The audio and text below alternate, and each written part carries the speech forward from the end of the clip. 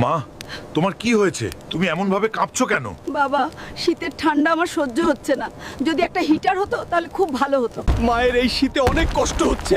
মায়ের কষ্ট আমার সহ্য হচ্ছে না, কিন্তু হিটার কেনার জন্য তো আমার কাছে কোনো টাকা নাই। এখন আমি কি করব? স্যার, আমাকে একটা ভালো হিটার দেখান তো, আমার মায়ের অনেক ঠান্ডা লাগছে। গরিবের দেখছি আবার শীত লাগা শুরু করলো।